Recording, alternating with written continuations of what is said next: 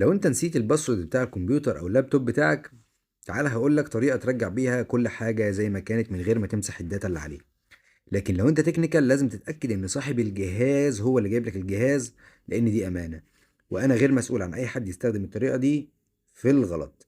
وخليك معايا لاخر الفيديو عشان اقولك تقفل الثغرة دي ازاي ليك انت.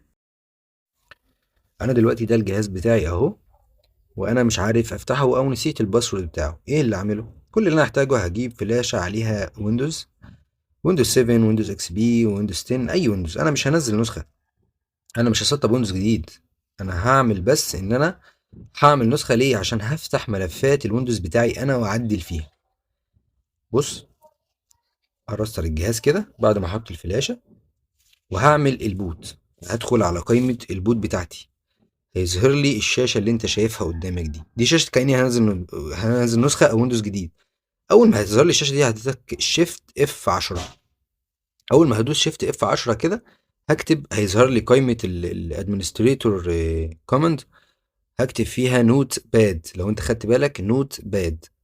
وبعد كده هعمل اوبن، وبعدين هختار من هنا من تحت all files عشان يظهر لي كل الملفات بتاعتي بتاع النسخة. انا كنت منزل النسخة دي على الدي، الطبيعي عندك تلاقيها على السي او على الاس اس دي اللي راكب في الجهاز. وبعد كده هدخل على ويندوز، وبعد كده هختار الملف اللي اسمه سيستم 32، هتلاقيه موجود عندك اهو.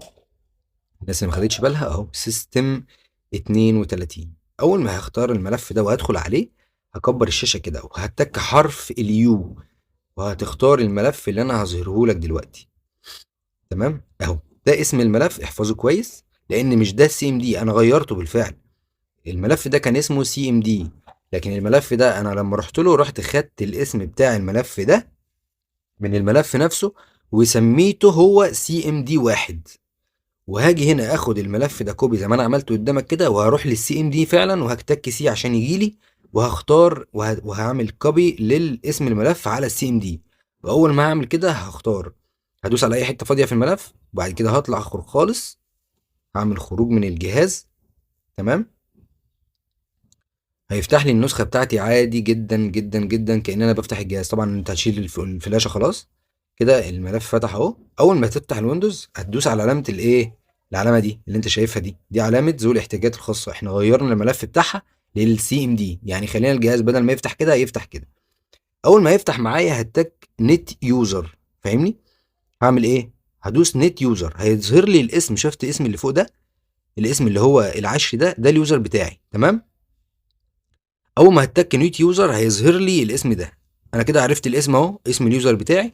هتك